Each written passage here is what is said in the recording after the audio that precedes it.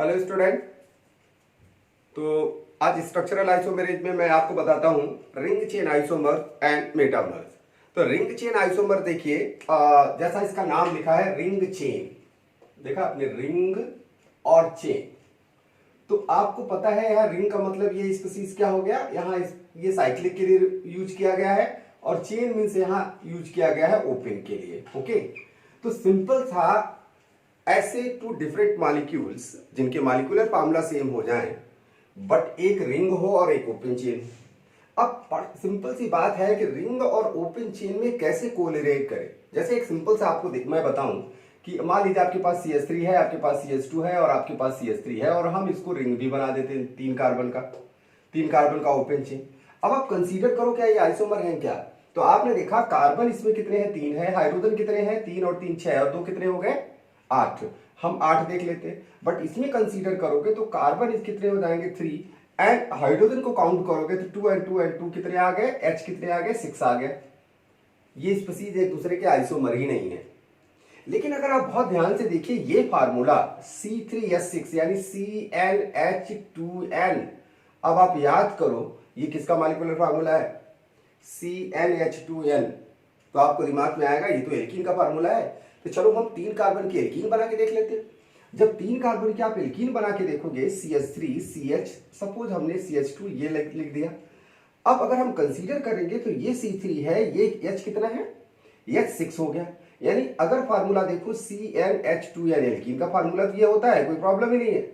लेकिन अब आप ध्यान रखना कि ये फार्मूला सिर्फ एल्कीन का ही नहीं होता बल्कि किसका होता है, साइक्लोएल्कीन का भी होता है।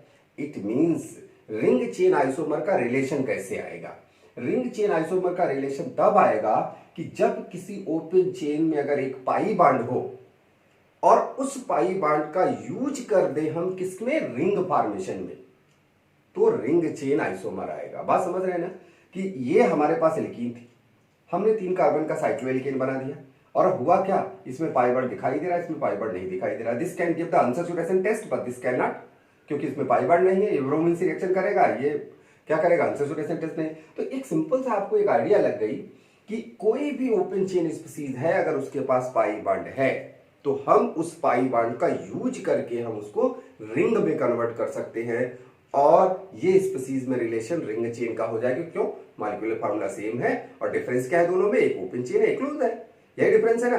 तो एक सिंपल सा आपको आइडिया लगेगा और मैं आपको यही आइडिया आपको यहां बताता हूं, आपको बात समझ में आई होगी थोड़ा सा इसमें, है ना। तो यहां आपने देखा हुआ क्या, सिंपल से एक आइडिया है कि अगर आपके पास कोई एल्कीन है, एल्कीन का मॉलिक्यूलर फार्मूला CnH क्या होता है, 2n होता है और ये साइक्लोएल्केन कोई अगर आपको दे दे, एल्केन दे दे, तो इसका फार्मूला Cn क्या होता है, CnH2n होता है। यानी दोनों के मॉलिक्यूलर फार्मूला क्या हो गए, सेम हो गए और ये ओपन चेन है, ये क्लोज है, इसलिए दोनों के बीच में रिलेशन क्या आया, रिंग और चेन का। बट सेम टाइम ये हमारा एल्कीन है, आपने देखा इन लगा है और यहां क्या लगा है, एन लगा है। अब अगर हम आपसे पूछें क्या दोनों एक ही फैमिली में बिलोंग करते हैं, डिफरेंट फैमिली में बिलोंग करते हैं, तो आपका आंसर होगा both are belong to different family. तो यहां एक बात और आया, बोथ आइसोमर्स, ये ध्यान रखना, both isomer belong to different homologous series. देखा आपने, ये डिफरेंट होमोलॉगस सीरीज में मिल गए, होमोलॉगस सीरीज। ओके, एक नई बात आ गई, जबकि यहां कोई नाम ऐसा नहीं दिया गया था फंक्शनल ग्रुप का, यानी डिफरेंट फंक्शनल ग्रुप में होंगे, लेकिन आपको दिखाई दे रहा है कि डिफरेंट होमोलॉगस सीरीज में बिलोंग कर। तो यहां एक नई बात क्या आ गई, तो नई बात यह आ गई कि सारे रिंग चेन आइसोमर तो फंक्शनल आइसोमर होते हैं, कोई बात है। अगर होमोलॉगस सीरीज डिफरेंट हो गया, सारे फंक्शनल आइसोमर हो गए, लेकिन वेरी सेम टाइम ऐसा आप नहीं करोगे कि सारे फंक्शनल आइसोमर रिंग चेन हो जाएंगे। एसेंशियल रीजन के लिए बहुत ही स्मार्ट क्वेश्चन यहां बनता है बच्चों, यहां आप ध्यान रखिएगा। यानी आप कह सकते हो कि ऑल, ऐसे आप लिख सकते हो कि all ring chain isomers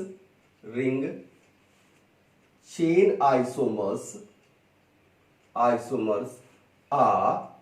functional isomers but not vice versa. देखा आपने, ऐसा नहीं कि उल्टा सारे फंक्शनल ग्रुप इंचेन हो जाएंगे। तो एक बात यहां समझ में आ गई। अब आपको सिंपल बात यहां क्या समझना है, यहां समझना है, आपने एक बात देखा होगा डिग्री ऑफ अनसैचुरेशन। तो डी क्या होता है, ये पाई बांड का इंडेक्स होता है। जैसे अगर आपके पास एल्कीन है, एक पाई बांड है तो उसका डी 1 है, 2 पाई बांड है तो डी 2 है, और 3 पाई बांड है तो उसका डी क्या हो जाएगा, डिग्री ऑफ अनसैचुरेशन क्या होगा, 3 हो जाएगा। लेकिन मैंने आपको यहां बताया कि इसका डिग्री ऑफ अनसैचुरेशन क्या है। अगर हमने यहाँ CH3 लिख दिया, CH लिख लिया, डबल बॉन्ड CH2 लिख लिया, और अगर इसको देखा जाए इसका डिग्री ऑफ अनसैचुरेशन क्या है, इसका तो आपको समझ में आ रहा है, पाई बांड 1 है, 1 हो गया।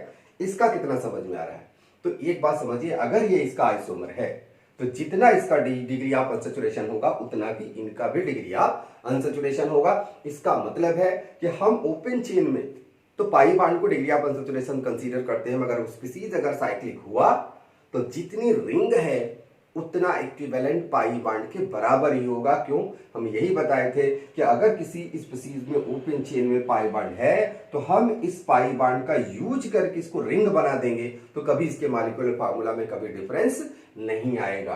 तो ये बात आप समझ। अब देखो, मान लीजिए आपके पास 2 पाई बांड है, सपोज एल्काइन है।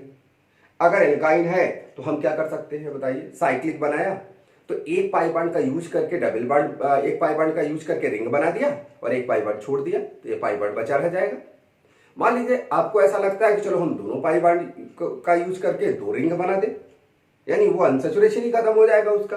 तो आपने देखा, यानी तीनों स्पीसीज की डिग्री ऑफ अनसैचुरेशन देखोगे तो सेम ही आएगा। ओके, तो मैं एग्जांपल कुछ आपको बताता हूं। ओके, देखिए, इट इज क्लियर।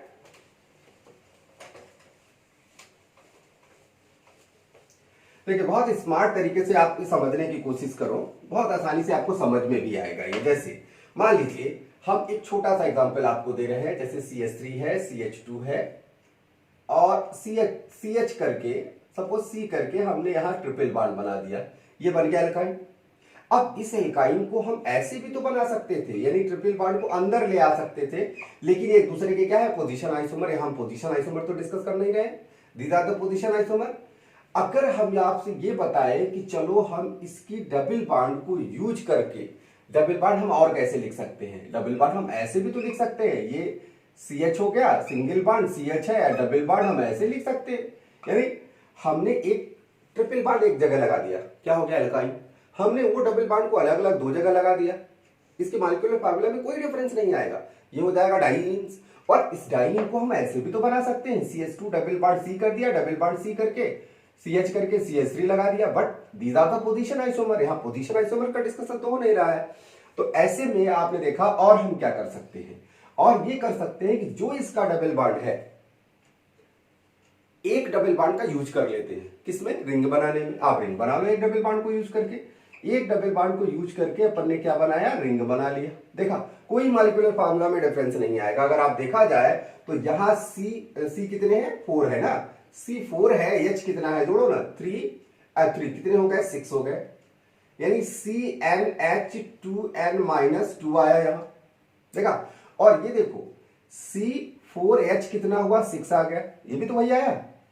फार्मूला देखो, CnH2n-2 आया, इनको देखो, C4 आया, H6 ये भी आएगा, 2 और 2 4 आ गया, 5 और 6 आ गया, और Cn आ गया, H कितना हुआ, 2n-2, ये भी आया। आपके पास एक और रास्ता है, क्या, जो ये डबल बॉन्ड है अभी एक बचा हुआ है, दोनों को यूज कर ले रिंग बनाने में।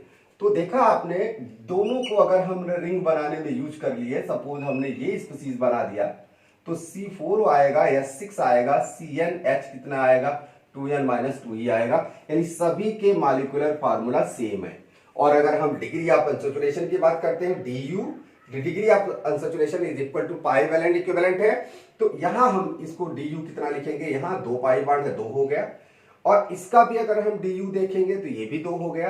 अब इसका DU देखिए, इसका डिग्री ऑफ अनसैचुरेशन देखेंगे तो एक पाई बांड आपको नजर आ रहा है और एक रिंग नजर आ रहा है, तो कुल मिला के इसका भी 2 हो गया, और यहां 2 रिंग नजर आ रहा है, इसका DU भी कितना हो जाएगा, 2 आएगा। यानी हर एक स्पीसीज की डिग्री ऑफ अनसैचुरेशन क्या है, सेम है, सेम होना ही है, कोई दिक्कत ही नहीं है।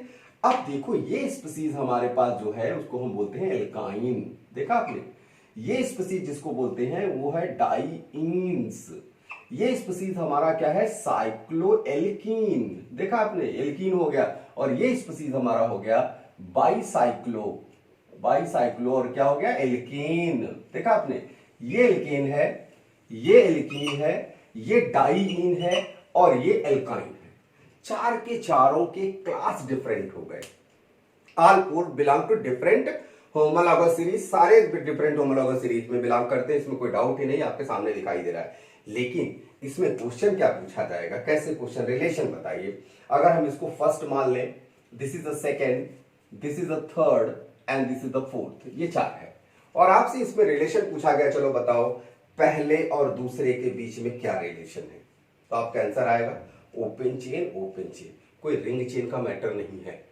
ये एल्काइन है, कोई एल्कीन है, दोनों डिफरेंट होमोलॉगस सीरीज में बिलोंग करते हैं। तो आपका आंसर सीधा सा आएगा, दे आर द ओनली, क्या रिलेशन है, फंक्शनल आइसोमर्स, है ना, ये फंक्शनल आइसोमर है। फिर मैंने पूछा फर्स्ट एंड थर्ड में बताओ क्या है। आप बोलो यार ये ओपन चेन है, दूसरा साइक्लिक है। एक सीधे से देखने पे क्या आया, फंक्शनल आइसोमर। फंक्शनल आइसोमर तो है क्योंकि एक क्या है, अल्काइन है और दूसरा साइक्लोएल्कीन है। लेकिन आपको मैंने बताया सबसे पहली चीज क्या देखनी है, रिंग है और एक ओपन चेन है। तो इनके बीच में क्या रिलेशन आया, रिंग चेन का, रिंग चेन का। ये आप बात अलग है कि all ring chain isomer are functional isomers, ये आपको पहले से पता है ना, तो उसमें कोई दिमाग नहीं लगाना। रिंग चेन आया तो फंक्शनल है, कोई डाउट नहीं। फंक्शनल आया तो जरूरी नहीं वो रिंग चेन है, ये सिर्फ फंक्शनल है, रिंग चेन नहीं है। पर रिंग चेन वाला तो फंक्शनल है, कोई डाउट ही नहीं।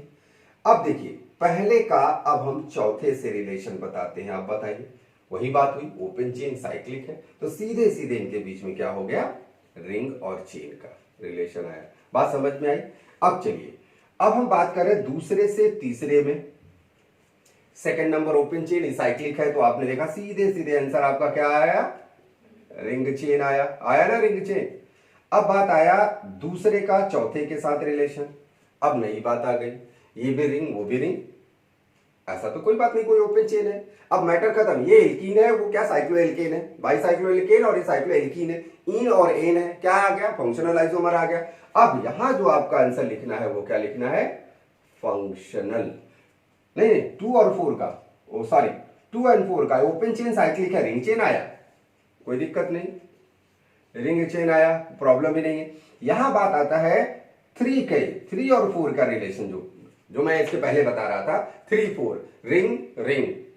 तो आपके पास सीधे आंसर कितना आएगा, फंक्शनल का, ओके, फंक्शनल ग्रुप का। तो आपने देखा है फंक्शनल ग्रुप आइसोमेरिज में हो गया। तो सिंपल से आपके पास आइडिया है, आप बहुत आसानी से समझ सकते हैं। कोई भी, आपको यही बता रहे हैं कि कोई भी स्पीसीज हो, अगर उसके अंदर पाई बॉन्ड है तो उस पाई बॉन्ड को आप यूज करके साइक्लिक स्पीसीज बना सकते हो। कभी उसके मॉलिक्यूलर फार्मूला में डिफरेंस नहीं आएगा। किसी भी कंपाउंड को आप ट्राई मारो, आपके पास एल्डिहाइड है, सी डबल बॉन्ड वो है ना, उसको यूज करके आप साइक्लिक बना लो, फिर आपके पास जितना ऑक्सीजन है, आप जिसको जिस तरह यूज करना चाहो उस तरह यूज कर लो, बहुत आसानी से बन जाएगा, कोई प्रॉब्लम नहीं आएगी। कभी उसके मॉलिक्यूलर फार्मूला में डिफरेंस नहीं आएगा, ये आप इसका केयर करिए। ओके, इट इज क्लियर, बहुत सिंपल सा है ring chain isomer. I think आपको समझ में आया होगा, ये बात बहुत आसानी से आप समझ सकते हैं। Okay, it is clear. चलिए, अब मैं आपको थोड़ा सा, बहुत छोटा सा और टॉपिक है इसमें, मेटामर्स का, मैं उसको आपको बताता हूं। ओके, मेटामर्स, मेटामर्स, तो एक नया कहानी इसमें आ गई, मेटामर। अभी हमको ये कुछ नहीं पता है कि सेम होमोलॉगस सीरीज में बिलोंग करेंगे, डिफरेंट होमोलॉगस सीरीज में। जब हमको कभी आइडिया नहीं मिलती, फंक्शनल ग्रुप का कुछ आइडिया नहीं मिला, तो हम भी बहुत ज्यादा इसमें दिमाग नहीं लगा के कोई जबरदस्ती फंक्शनल ग्रुप को उसके अंदर इंट्रोड्यूस करेंगे। ओके, तो आपको एक तो सीधी सी बात क्या यहां लिखनी है कि both isomer belong to same homologous series, क्योंकि डिफरेंट के बारे में नहीं बताएंगे तो हमको कैसे पता चलेगा डिफरेंट है ना। तो आप लिखोगे both isomers belong to same homologous series, same homologous series, okay. अब बात ये आती है कि क्या मेटामर शो कौन करते हैं। तो मेटामर का अगर आप डिफिनीशन देखेंगे तो पहला नंबर, मेटामर कहाँ पाया जाता है? ऐसे फंक्शनल ग्रुप जो सब टर्मिनल पे पाए जाते हैं, यानी जो किनारे नहीं मिलते बल्कि कहाँ मिलते हैं? सब टर्मिनल, बीच में मिलते हैं। तो ऐसे फंक्शनल ग्रुप अगर हम आपके सिलेबस के अकॉर्डिंग करें, जब आप जेई और नीट के प्रिपरेशन करते हैं या बोर्ड की प्रिपरेशन में जो सिलेबस में कंपाउंड रखा गया है वो 3 फंक्शनल ग्रुप है, बहुत ईजी है। कॉम्प्लिकेशन के लिए आप और आगे जा सकते हो, अलग बात है, लेकिन पहले ये 3 चीज को बहुत अच्छी तरह से आप समझिए कि आप कह सकते हैं कि मेटामेरिज्म कहां पाया जाता है? Present in the functional group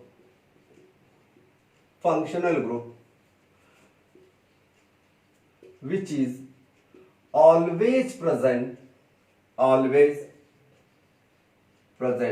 सब टर्मिनल। अब आप दिमाग लगाओ, कौन से ऐसे फंक्शनल ग्रुप है जो सब टर्मिनल पाए जाते हैं, किनारे मिलते ही नहीं, बीच में मिलते हैं? तो एक बहुत जबरदस्त आपको एग्जांपल मिलेगा, ऑक्सीजन के दोनों साइड में कार्बन, इसको किस नाम से बोलते हैं? आपने देखा, ईथर। दूसरा एक जबरदस्त एग्जांपल आपको मिल गया, दोनों साइड में मिलते हैं, इसका नाम क्या है? कीटोन। तीसरा एग्जांपल मैं आपको बताऊं, आपके पास इस कार्बन से जुड़ा R है, it is known as 2 degree amine. ठीक, 2 डिग्री अमाइंस। देखा आपने? तो एक बात आप यहां समझने की कोशिश करो, 2 डिग्री अमाइन है ये। अब ये मेटामर शो करेंगे।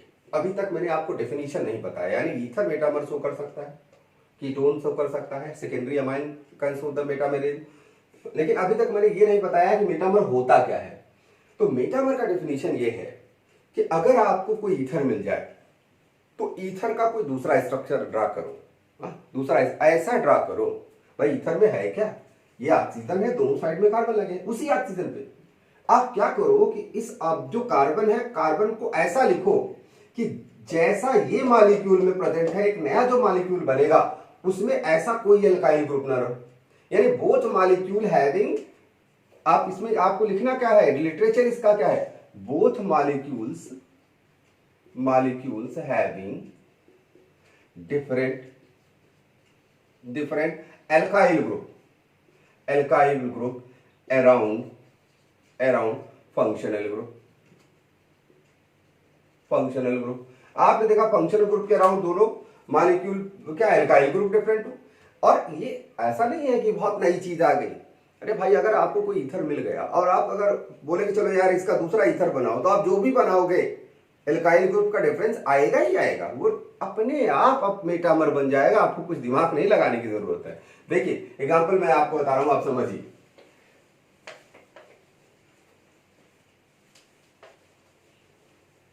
एक सिंपल सा आइडिया देखिए, जैसे मैंने आपको दे दिया CH3 दे दिया, CH2 दे दिया, मान लो CH2 दे दिया, O दे दिया और CH3 दे दिया, ये मॉलिक्यूल हमारा A हो गया।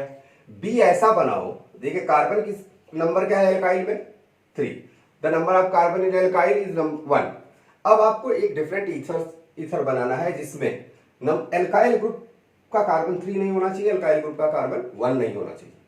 अब आप सोचो कि इसको अगर हम कोई डिफरेंट ईथर बनाएंगे तो अपने आप मेटामर बन जाएगा, आपको कुछ करना की जरूरत नहीं है। मेटामर कोई बहुत बड़ी बात नहीं है, उसको बहुत ज्यादा दिमाग उसमें नहीं लगाना है। जैसे अगर हम ये लिखें, अब 3 न आए और 1 न आए, अब आपके पास कुल कितने हैं? 3 + 1 कितने हैं? 4 को डिवाइड करो, ऐसा डिवाइड करो, 3 1 न आए, तो ऐसा तो नहीं है कि हम 3 इधर ले आएंगे 1 इधर ले आएंगे, नाम वही हो जाएगा।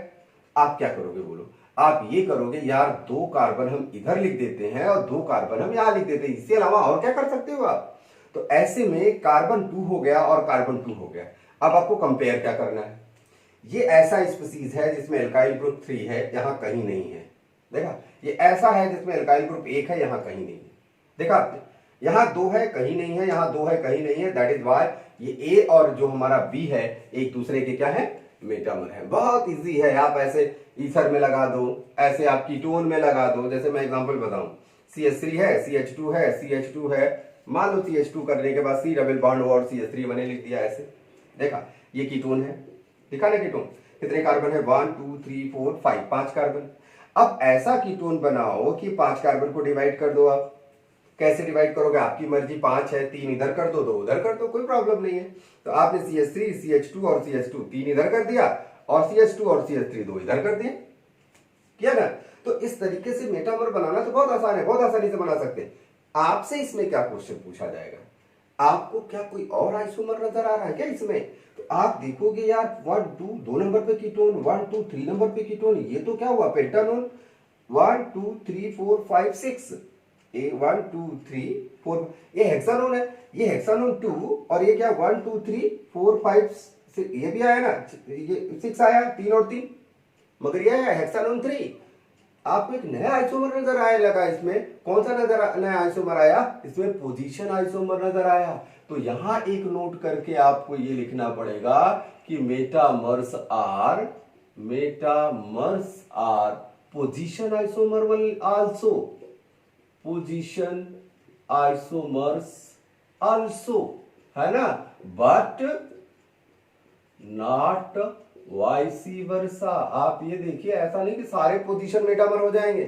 अब कहानी ये शुरू हुई कि मान लीजिए कि कोई क्वेश्चन आया, सिंगल ऑप्शन का क्वेश्चन है, यही क्वेश्चन दे दिया, सिंगल ऑप्शन का क्वेश्चन दे दिया और आपसे पूछा कि बताइए ये मेटामर भी आंसर में है, पोजीशन आइसोमर भी आंसर में है, तो अब आप किसको आंसर लगाओ?